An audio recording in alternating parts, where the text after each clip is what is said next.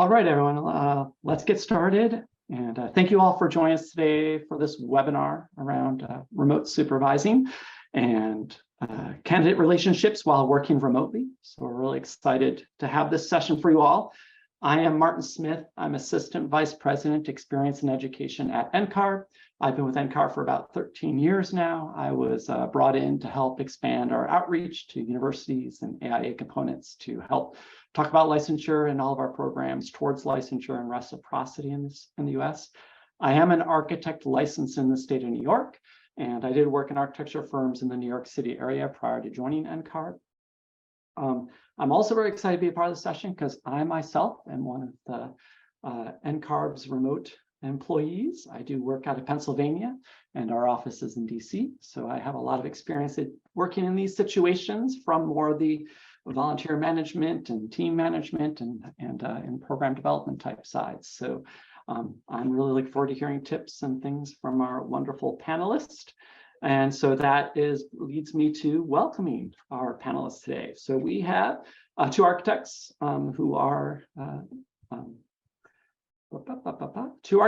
integrated remote supervision into their day-to-day practice. Leah and Kevin will introduce themselves. So let's jump on into that. So Leah, I'd love to hear. Say hi. All right. Thanks, Martin. Hello, everyone. Thank you for inviting me to participate in this webinar today. I'm looking forward to answering a bunch of questions about this topic.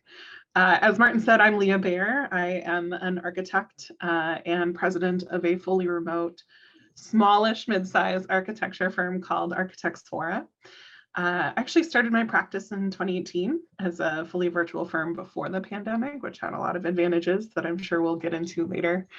My team of 13 works from anywhere, anytime, and they live all across the country. We specialize in affordable housing with work primarily based in Silicon Valley, California, but I am joining you today from Bellingham, Washington, which is my home town.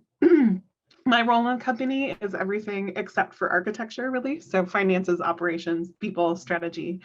I love the business side of architecture and planning for the future. I'm also president of AIA Silicon Valley and have been an NCARB volunteer for many years now, most of that time with the Experience Committee, so working with Martin quite a bit.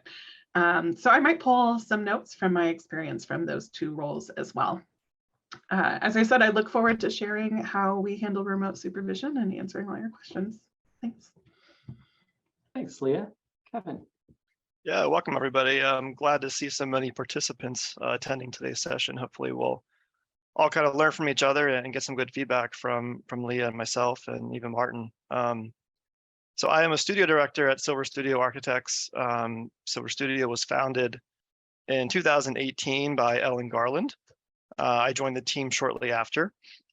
Today we have just over 20 employees, both interior designers and architects, located primarily in the Atlanta metro area with a few team members in Washington, DC, myself being one of them. So I'm joining you from Washington, DC this afternoon. We are a multifamily design firm focusing on suburban and ex-urban town center projects. The goal is to provide urban amenities outside of the urban core, creating a unique sense of community in otherwise lower density areas. My role as studio director changes daily, as you might imagine in a smaller boutique style firm. I tend to wear many hats. I'm involved in every project to some degree. I really enjoy the mentorship that comes along with management, which we'll get into a lot today. But I also stay heavily involved in client relations, design, Revit, QA, QC, and the like. So again, thank you for joining and looking forward to getting going here. Thank you, Kevin. So we're gonna get started with a few questions for our panelists to get us kicked off and hitting a couple topics, as well as a quick overview of AXP and how remote supervision connects with that experience requirement. That's the Architectural Experience Program, AXP. In the meantime, while we're going through that, feel free to throw questions into the Q&A box. That is how we will engage our panelists, and we would love as many questions as you all have around this topic. We do have some NCARB staff members in there as well to help answer questions. So feel free to throw anything in there, but we are going to most likely ask questions of the panelists related to ideas around and concepts around remote supervision, just for your reference. Now, to get started with this conversation, I'd love for each of you to share a little about your experience with remote supervision. And let's get started with Leah on this one.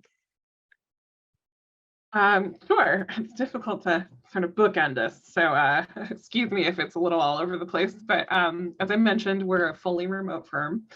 A good number of our employees are actually emerging professionals, some just right out of school, and we have one intern as well. So as a supervisor, I have filled that role really only in a remote capacity, and have been doing that since 2018.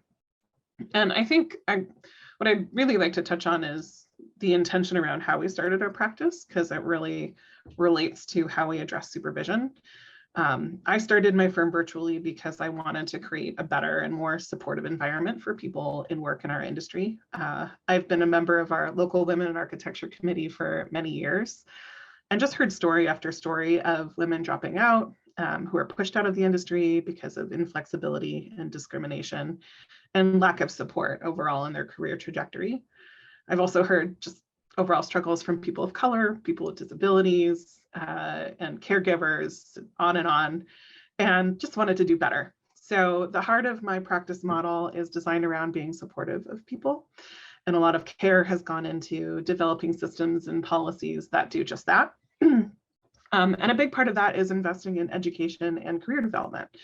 So much of how we practice really just naturally solves a lot of challenges I think candidates have on their path to pursuing licensure: opportunity, visibility, access, education. So for me, it was less about how do I be the best supervisor that I could be, and really more about how do I build the best firm that'll cultivate happy, smart, and great architects. So that's really a win-win for everyone: happy people, good work, happy clients, successful business. And that's my angle in everything, is just trying to look for mutual wins. So that's how I approach supervision as a remote supervisor, is really more from the practice leadership standpoint. It's all one thing. But also say as a candidate, I'm not sure that my experience with my supervisor in person was really any different. It's not like your in-person supervisor is watching everything you do all day, every day. So it comes down to just making sure that you have these regular check-ins, talking about progress, understanding what people are learning, and sharing your work. And I think that can be done in really any type of practice model. And I'm sure we'll get into more best practices down the road. I will say CA, still a little bit tricky. So looking forward to those CA questions. Thanks, Leah. Kevin, so can you share a little of your experience with remote supervision? Yeah, absolutely. I think you'll see a lot of similarities with Leah's experience as well. I mean, as she's kind of covered already, you know, she started in 2018, as did Silver Studio. So we're kind of on the same timeline. You know, just as a reminder, that's a couple years prior to the pandemic. So we started as well with the vision of a fully remote virtual environment for a lot of reasons that Leah mentioned as well, but also just to create, you know, that fluid, flexible work environment that a lot of us young professionals with families and other needs outside of the work environment need. So, you know, this is a setting that allows us to do all of that plus. And you know, it's somewhat new, I think, probably in the last 5 to 10 years to have these virtual work environments or hybrid, even to some degree. We're all learning as we go, and some of these experiences I'll share with you. You know, you'll kind of learn from that as well. And you know, the biggest thing I think, just pulling out of this initial topic here is, you know, we have the vision of being completely virtual. Well, after we have 4, 5, 6 employees, you realize not everybody wants to be virtual. So there are perks to it. There are a lot of, you know, things that are attractive with the virtual work environment, but you also may want some face time with your team members and an office setting. So for that reason, we came up with, you know, the approach to have a home base office space that is, you know, 15 workstations. I mentioned we have over 20 employees right now, so there's not enough workstations for everybody, but we have a hybrid schedule that allows people to come into the office as they need to. It's not a requirement, but some people, again, work better in that in-person environment, and we're providing, we're adapting, I guess, and providing those options for everyone to kind of consider. Couple different things too to touch on here is just the tools that we have for supervision. Speaking specifically to that, I mean, there's an in-person supervision sort of typical practice that we're all probably familiar with, but learning how to do those same things, but in a virtual setting is a little bit different as well. So all of that was part of the learning curve. Transitioning from hand red lines to Bluebeam markups was a big one that I went through. You know, I'm someone who always printed out redlined with a red pen, you know, highlight, things like that. Now we're focused fully cloud-based. So we're doing Bluebeam markups, Bluebeam sessions with internal employees and outside consultants. And, you know, we're able to schedule completed tasks and things like that. So that was a bit of a learning curve. Virtual meetings are much easier to schedule now than in-person meetings. So we're able to get the junior team on more of these calls and more of these really kind of important meetings that they may not have been involved in the in-person setting, just because you can't take a team of 5 to 6 people on a couple-hour commute to an office space, you know, a client's office down the road. Again, still touching on learning curve here. And I think, again, just about in-person supervision, we need to be adaptable to different personality types.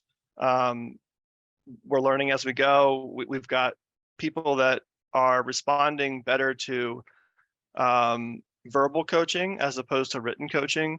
So, for example, red lines mean different things to different people, and some people respond better to more of a 30-minute virtual coaching session where we'll make a virtual call like we're doing here and kind of talk through things as opposed to just sending a red line to somebody. So all of these things kind of allow us to adapt our managing style to ensure that the candidates are getting the information that they need to kind of grow and learn with these experiences. So Kevin, sort of building off some of those things you've noticed in trying to navigate this world of remote supervision, what are some additional best practices and things that you find were very important to really make sure there's a good supervisor-candidate relationship? Yeah, the word relationship is a really important one. I think I'm going to share two. My number one is going to be communication. I think Leah probably agrees to that 100%. Communication is critical. It must be encouraged as well in all forms. I mean, we communicate verbally through video chats. We communicate by some sort of a messaging platform. Silver Studio, we use Teams, so we're constantly messaging back and forth. And also, you know, talking about Bluebeam, red lines, and things like that, we need participation from everybody in order for this to be a successful sort of experience. In addition to that, we need to find opportunities for small talk. You know, we always, you know, a lot of the criticism with virtual is that you don't get the in-person communication, you don't get the water cooler talk, if you will. So we have to find those opportunities and make them easy to be able to have these small chats with our team members, which sort of embraces the relationship that we're building with them. Which kind of builds on my next point, which is trust. You got to have trust with team members. It's got to go both ways. We've got to be able to trust the team. They've got to be able to trust us. It's got to be a good working relationship there. And part of it too, with communication is just being approachable as a supervisor. It's so easy for a candidate to maybe put off making a phone call and saying, well, they must really be busy today, and I'm sure they don't want to be bothered with my question, but that's not our approach at all. Our approach is we're here, we're available all the time. You know, if we're on a call or something, of course we're not available, but otherwise reach out, call us, send us messages. We're support for what you're going through, and we need to make sure that we're embracing that as well with the team. And then the last point I'll make on communication is creating internal relationships and establishing different paths of communication. speaking to that a little more, at Silver Studio, we have, again, part of our learning curve, we have understood that some of the junior staff may feel intimidated, for example, to come to more of the senior staff with simple questions that they feel like they should already know. So we've established a buddy system, for example, where on their first day of employment, they get paired with another team member to be that buddy, to be that person that might be sitting next to you in the office, but virtually it's their buddy. And they can ask questions too that might be more general office questions that might not be something that they're comfortable asking their manager or their supervisor. So we've got a different network of those things as well, which, buddy is one of them. We also have, point people in the office for different topics. For example, we've got a construction phase services manager who's a great resource for anything construction related, detailing, et cetera. There's a Revit guru, to ask more of the Revit specific questions to. So we've sort of established this communication network from day one so that individuals know who they can go to for specific topics. And then the second one I think I'm going to touch on is organization. I think that is, I feel like I've always been an organized person, but organized in my own way. I mean, my desk, just again, my background prior to 2018 was an in-person office. So, I was one of those people that had piles of notes and red lines and papers on my desk. Well, in the virtual environment, that does nothing for the team. Like that all needs to be on the cloud. So part of, best practices again is coming up with a cloud-based platform that allows you to have all of this information accessible to everybody. So it's creating transparency in our work lives. It's allowing us to put notes from a phone call with a client on the cloud that is not hidden behind a locked folder. It's open for everyone to search and view. And we have a platform for that. And taking meeting minutes and lunch and learn notes, all those things are now shared in one location that can be searched and filtered by anybody on the team. And I think that's really important to providing the strong relationship between everybody on the team, really, but more specifically the supervisor and the candidate. Thanks, Kevin. So Leah, do you have any more additional things to add to the? I was going to say, yeah, Kevin and I are pretty well aligned. I expected that, Leah. Yeah, I heard a lot that I agree with. The importance of communication, the importance of systems that are agnostic of where somebody is. Transparency is huge. And I think I'd probably like to step back and just acknowledge where we are in our industry and as a profession. Things have changed a lot in the past few years, and people are sort of expecting different things out of their employment and out of their lives. And I think a lot of employers are struggling with how to keep people engaged, and whether that's remotely or in person. There's a lot of questions around that. So I think more and more focusing on developing a culture of engagement, a culture of learning and opportunity and growth is really critical to keeping people in this industry and finding a way to bring people back into being together in person. And so I think that's really the fundamental of our best practices, is just creating this culture of learning and growth. So for us, that looks like a lot of different things, some of them quite similar to what Kevin mentioned. One of them is just the communication component. We have a lot of avenues for that, and one of them is regular check-ins. So I personally have one-on-ones with our staff members every other week, and that is just to check in on their career growth. If they're a licensure candidate, we'll talk about their AXP and where they are in that path. We'll talk about their reports that they've submitted. And if one of my employees is on the line today, Nicole, I will be doing that with you next week. I see another one of our employees on here, so I don't know how many are attending, a lot of familiar names. And so we do that bi-weekly. We use a platform now called 15.5 that helps support that. They can submit their notes on their progress and what they're proud of and what they're struggling with prior to that meeting. And then we have a record of where they've been and their journey moving forward, which has been really great tool to adopt. We also have regular team meetings once a week that I think is pretty typical, but instead of spending that time talking about just checking in on who's doing what and what's happening on projects, we use it as an opportunity for learning. Sometimes that's bringing somebody in for a lunch and learn, but often it's our own team members sharing out to one another. So on the candidate side, it gives them an opportunity to share what they've been learning with the team. And the process of putting that together even helps clarify what growth they've gone through and what holes are missing.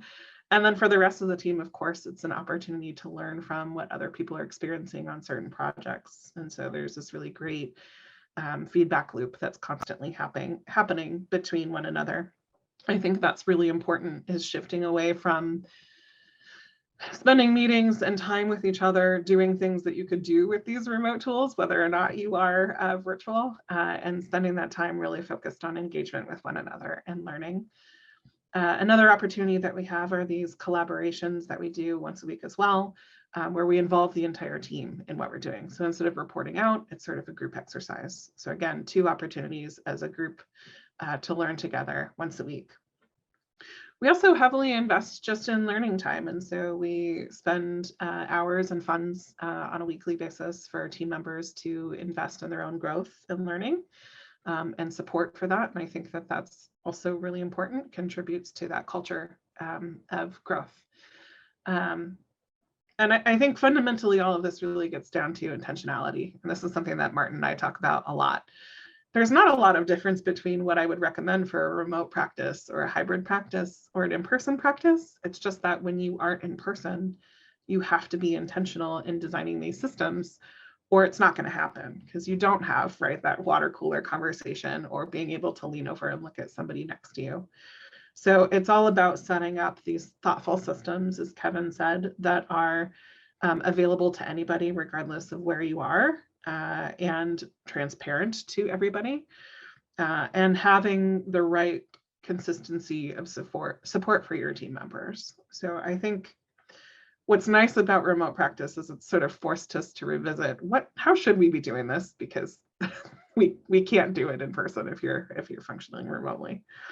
Other than that, I think you covered a lot of what I would say. I think one comment that was really wonderful is just your mention of understanding how people learn.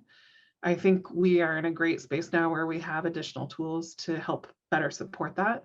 So whether that's a Bluebeam markup for people that learn from a style of having red lines, or if it's being able to do a screen recording showing somebody how to do something that they can refer back to, or it's sort of a virtual markup.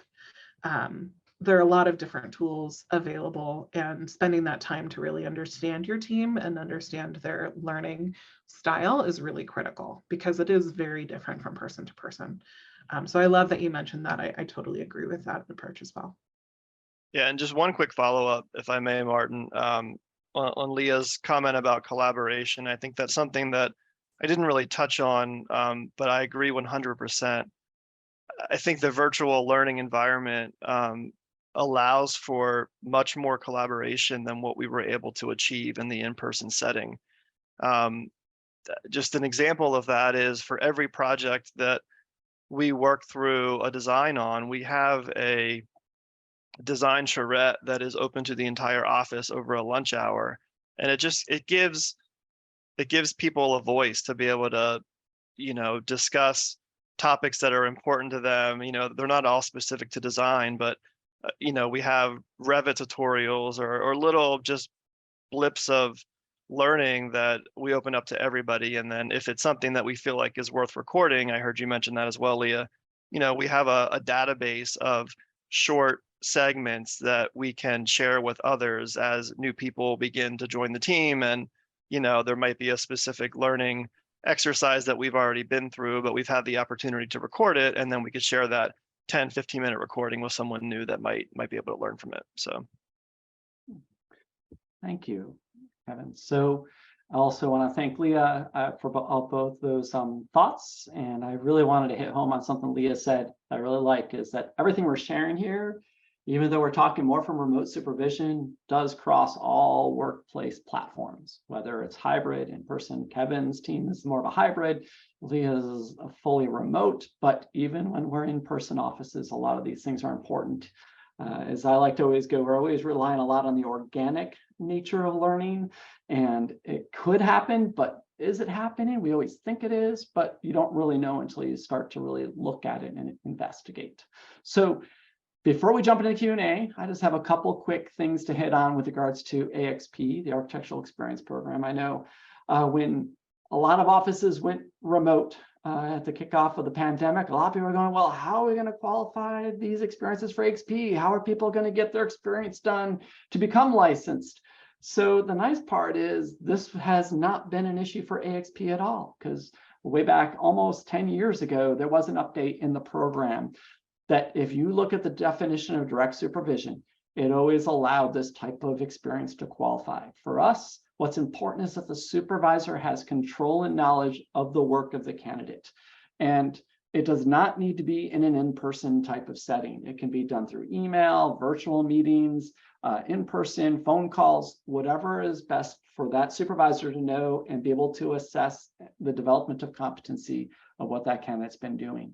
So as we all know, even in in-person offices, there's a lot of times we know things are happening, even if we're not directly in the office every day, every moment with them. So the nice part is not an issue at all with regards to AXP. If you want to review that, please review the AXP guidelines, look for the definition of direct supervision, as well as AXP supervisor to understand sort of the expectations of this role when you are approving and reviewing experience. So with that, please throw questions into the Q&A box. Anything related to this, it could be supervision in general, because I'm sure we can have experiences even if it's not directly related to remote supervision. But with that, we have our first question. It is a two-parter. How many full-time employees do you have? And how many freelancers or part-time employees do you have, if at all? And with remote studios, do you foresee more freelancers in the future? Let's start with Leah. Yeah, great question. So I actually started my firm with just freelance staff. So I have experience with both. That changed over time. So now we have 13 employees. One is an intern part-time while she's in school. One is a just part-time employee. And then we have the opportunity for some to go part-time or full-time. Those are W-2. And then we have one regular freelance team member that flexes in and out as we have workload surges. And it's been a goal of mine to increase the amount of people that we have that we work with regularly that can sort of support them when they just want to take on work here and there, and then allow us to avoid the culture of sort of expanding to meet the needs of a project and then having to shrink back down your staff size, which is really awful for culture, is having to lay people off when you don't have projects. So it keeps our team stable, and it gives opportunity to people that just want to pick up hours here and there. So right now we have one, he's just so great. And we have a list of people that we are going to start talking to and engaging to bring in a few more into our practice. Did I answer both of those questions? I think it was good. Kevin, do you want to? Yeah, I can chime in too. We, I don't know our exact count. I think we're at 22 employees right now. Out of those 22, 21 of them are full-time. And the only reason the 22nd one is not is because it was a full-time employee who actually just this month is moving across seas to another country, and we are choosing to continue the relationship with her and working with her schedule as she gets settled. And that's more of going into the freelance question. That's a contract employee, if you will, that we've decided to continue the relationship with. We also have another contract employee that we've worked with in the past who is more of a retired designer who doesn't want to completely let go of the industry yet. So he is somebody that we have used on occasion to get some design input from. answer the question about if we think that it's going to happen more frequently. Probably. I think all different types of like flexible work options we'll probably see more and more of. My only concern with that is that there's been sort of a history of abusing 1099 contract work and an employer sort of using that as an opportunity to not have to pay for X, Y, and Z. And so for us, it's really important that the people that we bring in that capacity are treated as part of the practice. You know, they're engaged in the culture. We interview them as if we're hiring another team member, and we treat them well. It's not for the purpose of saving money for us. It's just another option for flexibility. So anyone who's engaging in that type of work, I just encourage you to make sure that you stand up for yourself and make sure that you're not being taken advantage of. And if not, then it could be a really great way for people to stay engaged in the industry if you're retired or if you want to just kind of take some time off, but stay connected. So I do think we'll see more and more of that. Yeah. Thank you. So we do have a question more about AXP, which I'll take care of. Does AXP allow you to get supervised as a freelancer working on remote for a US firm, or do candidates have to be fully employed? So we do allow, if you look in the AXP guidelines under the working employment requirements, we do allow contract employment to qualify. You do not need to be fully employed. You do need to be paid if it is a work setting, which is an employment requirement. There are opportunities that do not require work to count towards AXP. Do keep in mind if you are working, there are other opportunities other than just working for architects. You can work for designers, you can work for landscape architects, engineers, architects in other countries qualifies towards AXP, but you do need to be paid and have some connection to that firm, even if it's like a weird contract connecting through things, you have to be somewhat connected because that firm or that architect needs to have control over your work, and that's how you connect it, is that they have a connection there. If you ever have questions, give us a call. We can help walk through the situation that you find yourself in. So then the next question I have for a panelist, do you recommend doing yearly or semi-annual company retreats? Let's start with Kevin on that one. Sure. Interesting question. Absolutely. I think retreat, I'll use that definition loosely. At Silver Studio specifically, I will just say that we make the effort, an intentional effort, as we talked earlier about the word intentional, but it's important to get everyone together outside of the office regularly, whether that's biannually or annually. We do several activities at Silver Studio throughout the year to get everyone together outside of the office and just have some casual downtime. Specific to the retreat question, do I think it's necessary every year? I don't think so. I mean, that's my opinion, but you know, we're coming up on our 5-year anniversary at Silver Studio, and we are planning a retreat for the 5-year. I think it's important for occasional check-ins with the team, for strategic planning, for example, and just making, again, transparency, making the team aware of where we are going in the future and kind of our goals for the next 5-10 years. So do I think a retreat every 5 or 10 years is appropriate? Sure. I don't know that it's necessary for every single year, though. Yeah, I think Andy asked this question. Hi, Andy. It's nice to see you in here. Retreat, for us, we approach a little bit differently. And I think because we're fully remote, we do think that it is really important to have them more frequently because we don't have the opportunities to get together in person otherwise. And so my goal was to do twice a year. I held our first retreat January before COVID hit. And it was transformative. Our team members had never met before, had been working together for a couple of years already. And though they trusted each other and worked well together, there was something that clicked and shifted each other's bonds when being together in person. And we used it as an opportunity to do strategic planning for that particular meeting and then just getting to know each other activities. And it was profound. We haven't been able to do that because of COVID until recently. So this year we had another in-person retreat with the full sort of transformed larger team that we have now. And again, it was transformative. We used this opportunity to meet one another, meet our clients, see the work in person, meet our consultants, and form those bonds that you really just need to have, that don't happen. They don't happen in a remote environment. It's just, as much as we try, as many happy hours as we throw with one another, it's just not the same thing.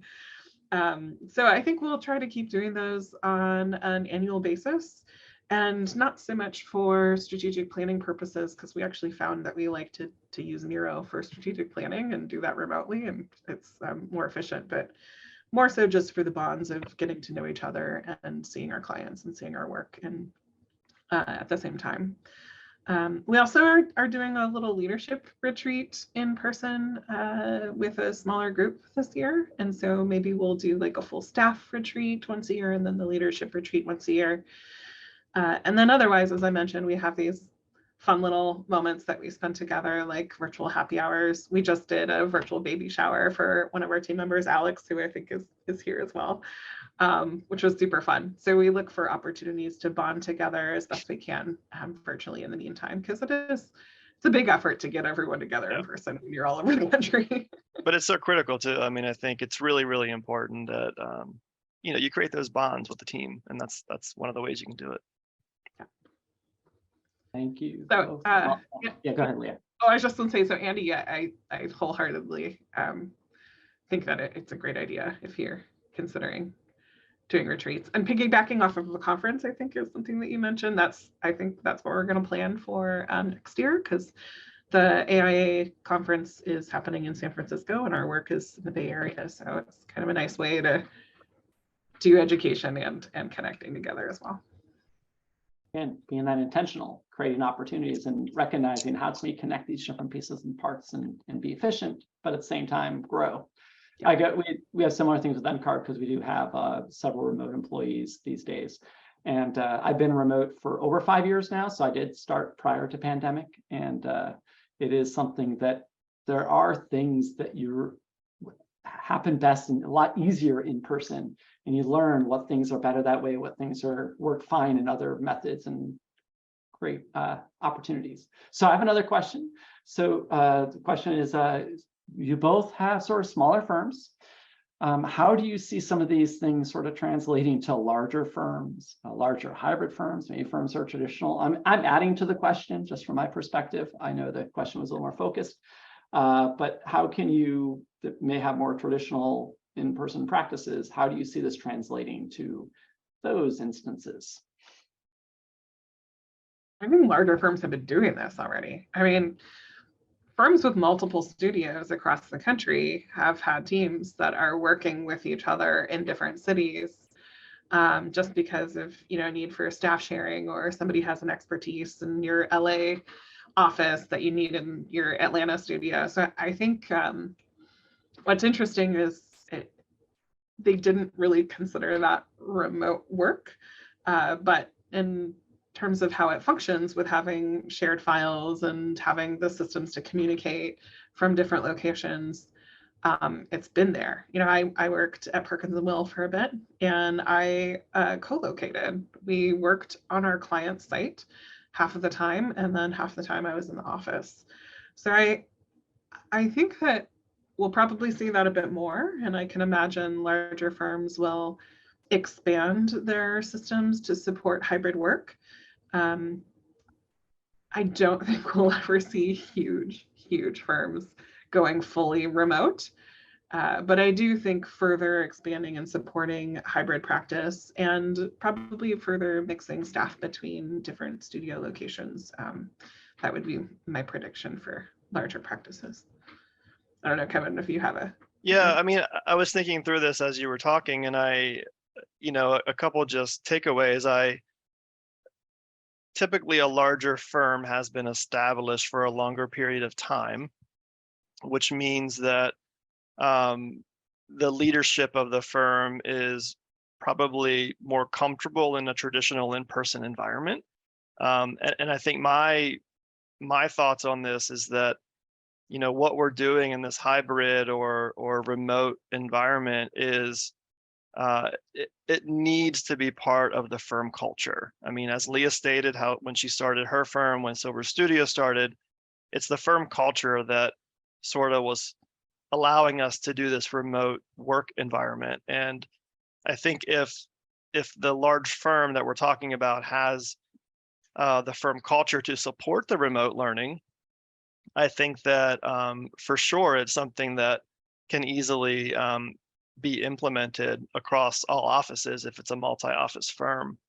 But at the same time, I think it needs to be encouraged and not just accepted. There's a difference between, oh, all of our competition is allowing 5 or 2 or 3 days working from home, so I guess we should jump on the bandwagon too. Like, that's a different approach than fully embracing and encouraging this idea of remote learning and seeing all the benefits that it has to offer. So I'm not sure I really answered the question, but I think it comes from the top down. I think it comes from the culture first. And I think if the culture is not there, it's going to be a challenge to have a successful remote environment in a large firm that doesn't fully encourage it. That's a great point, and I've thought about that too. Whether or not, because we see that, we see employees demanding it and saying they'll leave or go elsewhere if they don't get it, and then the leadership begrudgingly goes, okay, well, you can do this, and then might treat that person a little differently. Yes, absolutely. And I've wondered if the shift is going to come from leadership deciding that it's working after everything that we've been through, or if it's just going to be a longer process of people demanding it and then leadership getting used to it and perhaps new leadership coming in that has worked in that way that says this is now the policy that we're adopting. I can see it probably being a much slower process for those larger firms because, as you mentioned, they are led by people that are more established, that have been practicing a certain way for many years and are more likely to want to keep things that way. Mm-hmm. But there are a lot of retiring architects out there. As my partners and I bought the practice that we are leading now actually last year. So my firm merged with another firm last year from a founder who managed and owned a traditional practice, small firm. And we bought it and took it fully remote. So that happened not because he chose to go remote, but because we stepped into the leadership and said, this is the way it is now. So it'll be interesting to see what happens and where that change actually comes from. But I think it'll take a little longer. Yeah. I agree. I think it's definitely the way of the future, just from my last 4 years experiencing all the benefits that it has to offer. But I think it will take some time. I don't think it's going to happen tomorrow. Thank you both. So another question, there was a concern that, is there any concern that AXP supervisor role will become more intensely scrutinized by NCARB or states in response to the work from home type of viewpoint? I'm going to be very strong on this one, saying I don't think it's going to be any more intensely scrutinized than the role is already intensely scrutinized, in that and Leah could definitely add a few more conversations, because we, as a former member of the think tank and through the experience committee, I know she had some things she wanted to add with regards to that supervisor role and understanding and how the candidates engage with it. So did you want to add a couple to that points to that? Sure. Yeah. In working with NCARB and listening to candidates and participating in that think tank where we're licensure candidates. Licensure candidates are pretty critical of their supervisors, and there's a lot of concern with sort of a lack of engagement. And that was before going remote. This was in person. And I think, what Kevin and I have mentioned is that it's important to set up these intentional relationships and have strong communication and focus on your team and supporting their growth, not just for supervision purposes, but from a practice standpoint. And so I hope that it gets better and that we see better engagement with supervisors because of what we've all been through. But it was heavily scrutinized by candidates before. I don't know about NCARB. I mean, NCARB has certain requirements for supervisors and revisits what those requirements are pretty regularly and listens to candidates and tries to understand where the holes are and provide support. But I think there were challenges before, and I think there are interesting new solutions that we're seeing now. So I'm encouraged by the trajectory that we're on. And that's it. That's where I go. It's not the method or the ways engagement happens. We don't care at NCARB if it is remote or in person. It's just that making sure that you have control and knowledge and exercising direct supervision. So I want to sort of move on to the next question. I like this one a lot. Do you have any tips for advocating for regular meetings with candidates? This is a licensure candidate who asked the question, and their mentors say, it's on me as the licensure candidate to set up any feedback meetings, but I always run into excuses. There's not enough time, too much project work to do, etc. How would you help candidates in this situation? And let's start with Kevin on this one. Interesting. That's a tough question. I would have a hard time wrapping my head around it a little bit, because I think as a supervisor, I'm the opposite. We're all busy now. I get it, but at the same time, like taking the time to recap and get feedback from the team, specifically the candidate, I value tremendously. So we do regular check-ins with the team, even if it's not a scheduled hour session. It could just be a 15-minute check-in, cold call. Hey, how's it going? Tell me about, how these last couple of weeks have been on the deadline that I understand you've been through some stress, et cetera, et cetera. So from a candidate's perspective, having a supervisor that's not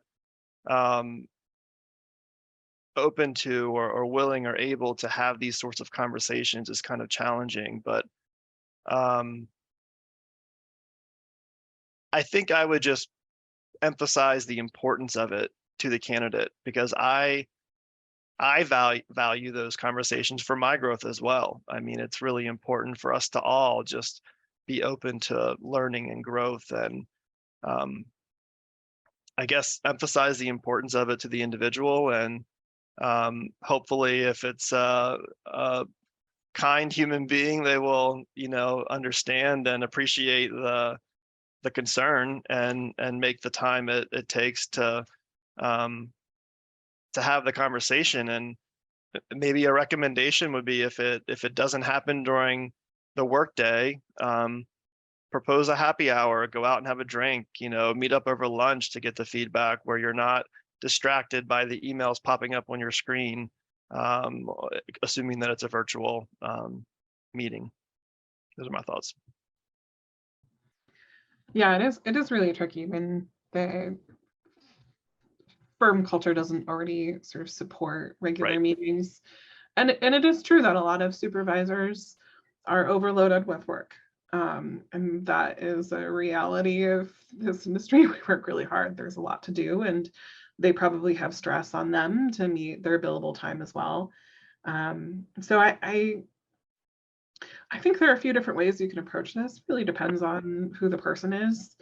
Maybe it's just stopping by to chat with them casually here and there, if they're resistant to setting up some sort of regular meeting, and have a couple questions prepared and see what you can get in when you see them around the office, and have that sort of spontaneous relationship that's more on a friend level.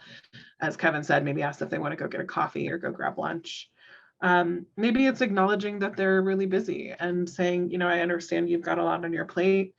If we could just set up like maybe 15 minutes once a month, that's not a big ask. And you can get through a lot in a short meeting on a regular basis if you're having them regularly, and propose to them that you'll submit the things that are of concern to you that you want to talk about before the meeting, so they can even take a look at that and be prepared and feel like they're very on target. So doing the legwork, I think, up front to say, here, I'm going to prep for you. I'm not going to take much of your time.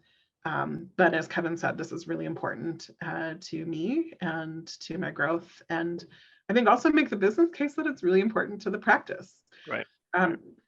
You are essentially saying, I need to learn these things or I can't perform as an architect on the team. So you will be able to take work off of your supervisor's hands the more you can do. And I think if you make that point, like, hey, if you invest in me, that's going to make your job easier. People love to hear that.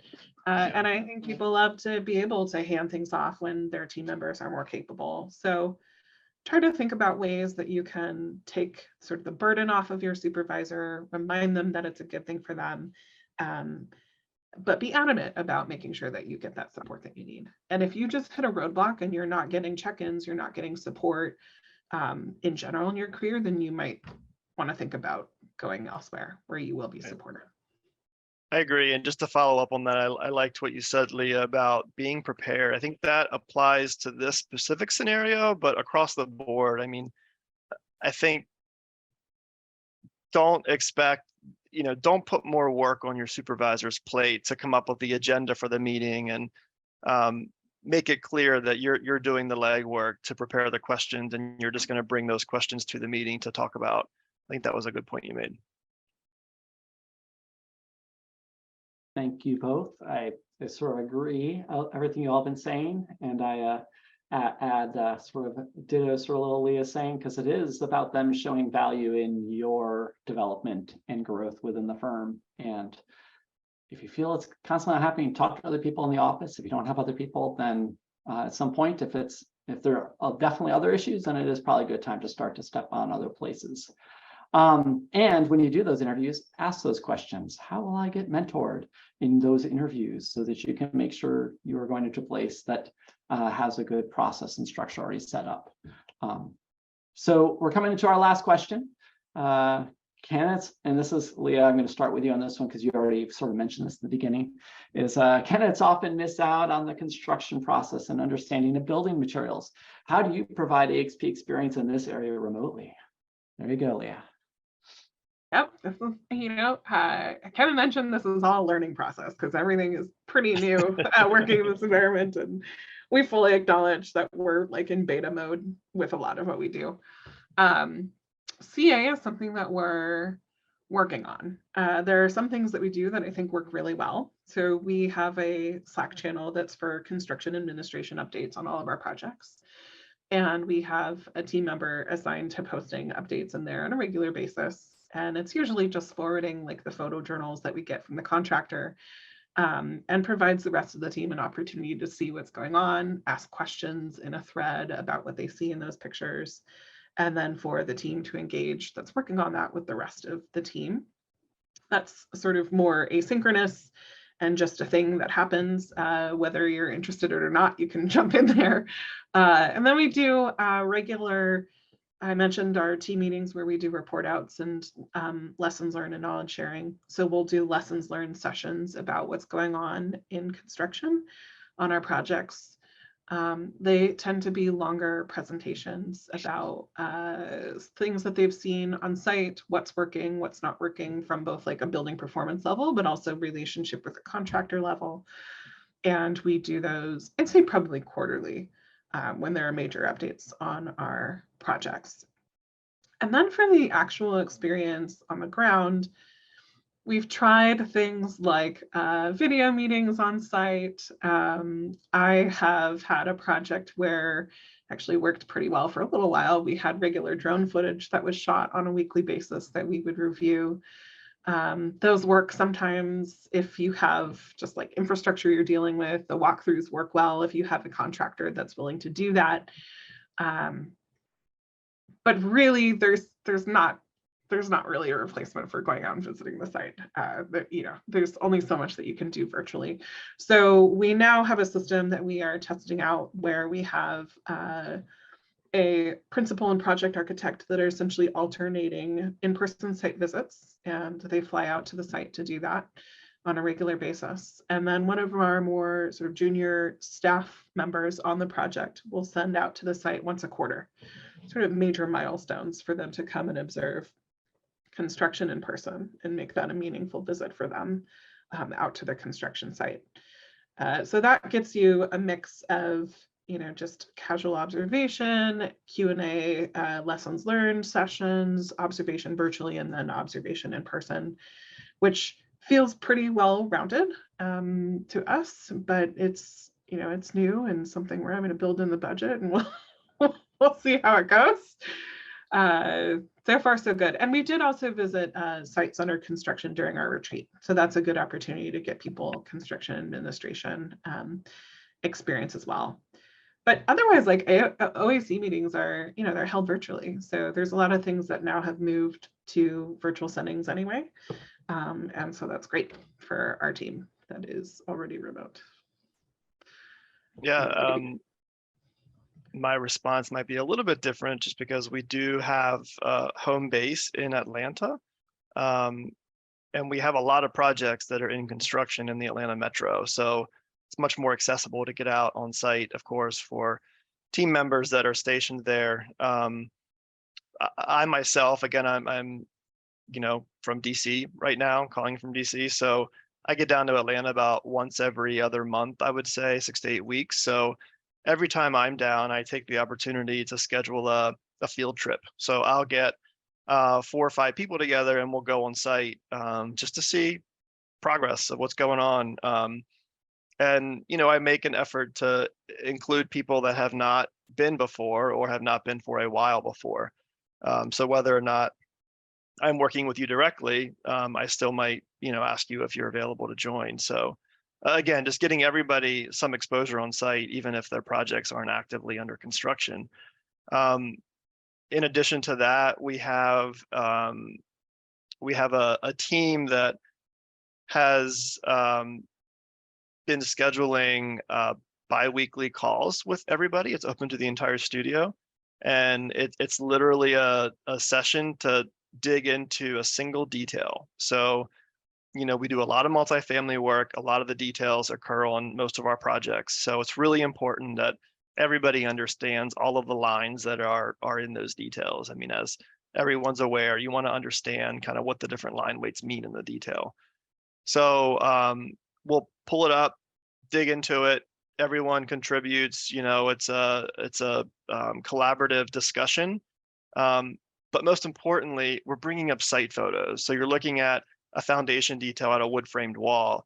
We're pulling up site photos from several different projects to show things that work and things that don't work. And this is what that line represents. And, this is how that contractor didn't interpret it, how we drew it. You talk about all those things just to get everyone on the team kind of aware of what we're looking at.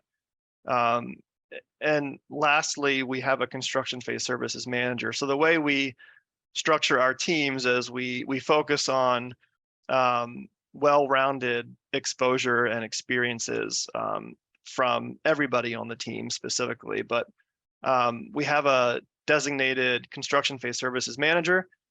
We pair a junior team member typically from each project with him through construction. So he's the point person, but then he's working directly with another member of the team that's been involved from day one. So that person is now getting exposure in all of the CA, RFI submittals, et cetera, and getting a lot of exposure that way. We're also working through training of site visits, of course. So we're getting these junior team members on site to do field reports and observe, what's going on. And so we're doing as much as we can to get people out on site, kind of feet on the ground to see the process. Well, I want to thank you both for your time. We are now out of time for this session. It was a pleasure hearing all your insights and feedback and experiences with regards to in this remote world that a lot of people have been in for several years, as well as we're navigating into the future. I do want to thank all of our viewers for joining us as well today. It was great to see the numbers keep going up every so often throughout the session, as well as your interest in helping build a better supervisor-candidate relationship and experience. So please take this information and share it. Even if you are 100% in person, there's a lot of great feedback and tips in here for you to make that experience better as well. If you're unable to see this full webinar during the session, either came in late or got kicked out, had issues or technical glitches, this will be provided as a YouTube video shortly following this session. And check out our YouTube channel for this, as well as other sessions that we've done in the past. And as well as, I know we had a lot of questions in the Q&A. If we did not get to it during this session, please contact NCARB customer service either through our website or through our social media, and we'll get to you there if we were not able to get to you in the Q&A box itself directly. And with that, thank you, everyone. It was a pleasure being here, and have a wonderful day. Thank you all, and Thank you. also offer you can reach out to me if you have specific questions too. Happy to answer those. That's good. It's been a Thank you, pleasure. everybody. Thanks.